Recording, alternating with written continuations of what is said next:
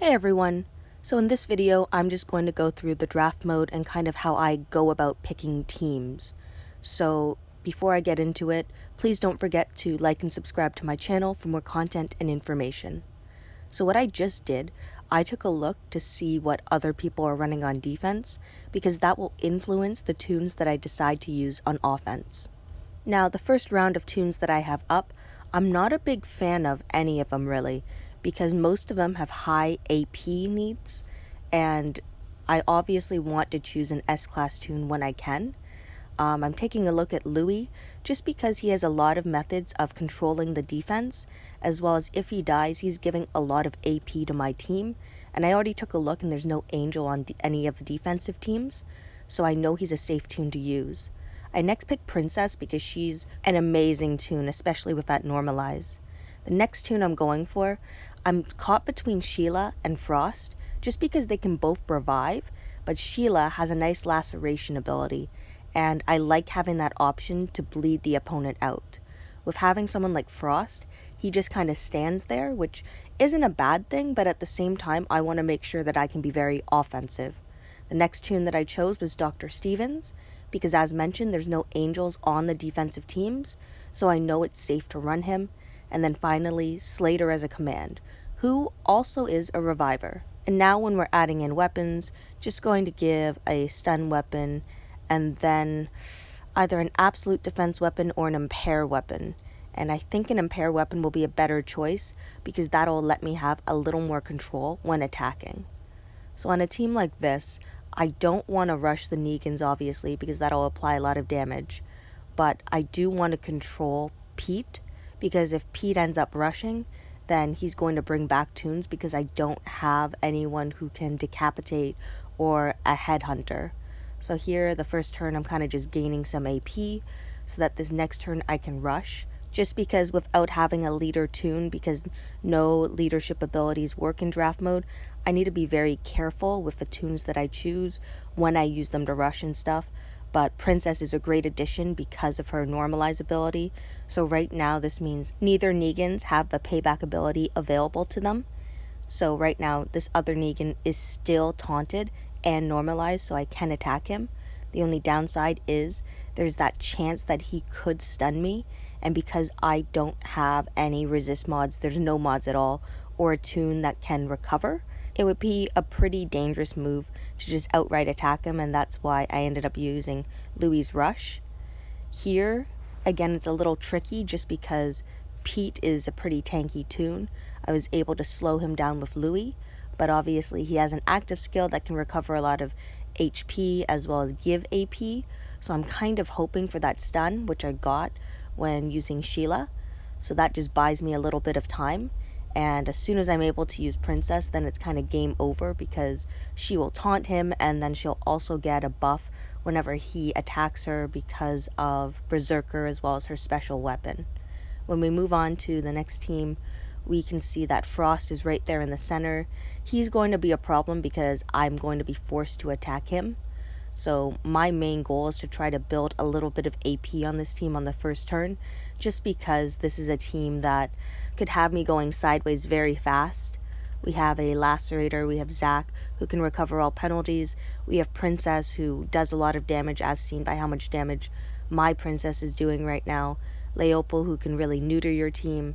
So this is a challenging team to face, because there are no safe weapons either, meaning anyone I attack, I'm giving them an advantage of some sort, or I'm putting myself at a disadvantage. Louis actually attacks a lot harder than what I anticipated, and I'm pleasantly surprised by that. I wasn't completely sold on him, just because I know he's a messy tune to use against Angel, for example, and because everyone has Angel, it makes him to be less effective. Now here, this is another reason why I'm running Slater. With his rush, he can revive Louis. With his active skill, he could have revived Louis. Sheila on her rush could have revived Louis. There's just a lot of options, which is what I like.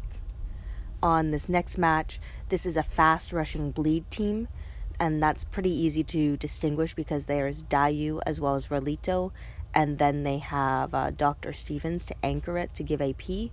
They have Zack to recover all penalties, and Pete as another anchor, kind of the reviver with the guardian shield, and he just kind of tanks out the team. So here I'm able to rush on the center toon with Louis to apply that slow ability just to help prevent any rushes from really going off. I apply normalize as well, and I'm kind of just going to work on this team. It's kind of a systematic approach because there are some toons on this team that are safe to attack. So whenever there's safe toons, so that means there are toons that don't have a stun gun or an impair when being attacked or absolute defense weapon or AP drain when being attacked. So when you have options to build AP, do it. The only time that it's a bit dangerous to gain AP and, well, rushing in general is if there's a payback toon available. But with a toon like Princess who can normalize whatever payback toon it is, you can be a little more aggressive because you do have that safe net. And then when you run a reviver or two, obviously you have a bit of an anchorage because you are pretty sure, you're pretty confident that as long as they're not decapitated, you're going to be able to bring them back and score those extra points. Now, I'm not scoring a lot of points based on how many turns it's taking me, but I am trying to just get through some of these teams because they are quite difficult. Now, the next team that I'm facing would be a bit tankier. It's a little more dangerous and aggressive because obviously we see some Priyas with Rampage. Pete, I don't think that they should have used Pete just because he's not offering that lead skill because no lead skills are used in draft mode. So I think something like a Guardian toon might have been more effective on this defensive team because Priyas will have less defense and HP just because they're a very offensive toon and Pete's not giving them anything else with that. It is a well put together team because Princess is a really strong toon. Having Rampage, obviously, like the crit, as if they have crit chance on their weapon, then they'll be really effective. But in the case of draft mode, it's less effective if they just have like attack on their weapon because there's only a base of 10 crit chance. So Rampage is less effective in my opinion in draft mode unless you have toons that are able to provide that crit chance either on their rush or on their active skill. So this team seemed very difficult, but so long as there was no Rampage, it was pretty fair to get through. It would have been more difficult, I think, if there was a command toon or a toon like Doc Stevens who would have given them AP, because that way there would have been less control in my end and I would have had to deal with more fast rushing toons. And because I don't have like an exhaust toon and you never really know what type of toons you're going to get in draft mode, it can be very dangerous. Like in this match right here, you just saw Priya's Rampage ended up going off and that ended up taking out one of my toons. And it's just going to be an uphill battle now because all of these toons on defense have special weapons made. So it's very difficult to attack someone and be sure you're not going to trigger someone else. It's a real guessing game to an extent, and you're not always going to win because when you have double attacks with Rampage going off like that, you're receiving a lot of damage and you don't have as much control as you'd like because there are no mods coming into play, of course. Now it's just about kind of getting lucky and hoping you can pull something off because if Pete rushes and brings someone back or two people back, that's going to be a huge problem. If Priya rushes, then your whole team's basically dead and that's pretty much it for that match. So unfortunately, I wasn't able to win that one. Now, when we move on to another draft entry that I did, I'm going to show you a couple battles with a different team that I chose and the reason why I chose this type of team. So in this case, I wanted to have a human shield to divert attacks away from my team, just because I feel like my team is a little more offense heavy and less defense and HP heavy. Just I have Henyon in there instead of Princess. What I like about Henyon is that he can crit boost himself, and because he's a headhunter, he's able to apply that crosshairs ability to the enemy. So once they die under the effect of crosshairs, they're not coming back, they're decapitated. So I really like Henyon as a toon, especially in draft mode. That double attack special weapon is very effective. That active skill can be used on the first turn and then after and other turns as well. So it's just an effective toon. When he rushes, he can perform extra attacks and he can stun the enemy potentially. So there's just a lot of great aspects to him, especially in draft mode, that you can bring out. Sheila and Slater are again used to revive teammates, but then also Sheila can double the bleed that Henyon applies, which is really effective. Frost is a very tanky toon, so I'm happy to use him right now.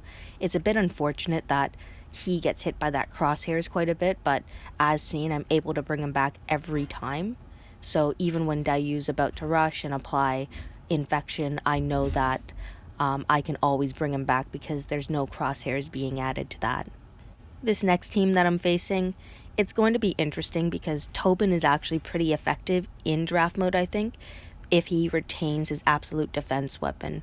Because if you don't bring a disarm toon, you might not be able to get a hit off on him. Now, luckily, when I end up rushing Priya with Henyon, I am able to apply that stun to both Tobin and Priya. So that stun to Tobin will prevent his honor roll from really activating. So it just gives me a bit of extra time. And on this turn, I'm able to actually kill both Tobin and Priya. But I have a Pete that's ready to rush. So I need to be okay with letting him rush, even though it's going to heal the toons that are up and apply a guardian shield. Because of Henyon, I know that Priya and Tobin are staying down because of that decapitation from crosshairs, and it's really a difficult match still, because I know if Zach rushes, he's recovering all penalties, and I don't have a trauma toon. He's also applying 1,000 maim damage, and applying like minus 20 AP, I think, to my team. So I need to take this team out one toon at a time if I want to be successful. And with Pete here, he's just a very tanky toon, so I know it's going to take a number of turns. Draft mode, in my opinion, is one of the most difficult arenas because you never know what toons you're going to get in your draft, and some of them can be amazing and some of them can be just awful. Whenever I try to build my teams, I try to think about what the defense is using and how I can leverage their abilities to make my offense more effective. And thank you everyone for watching and listening to my video.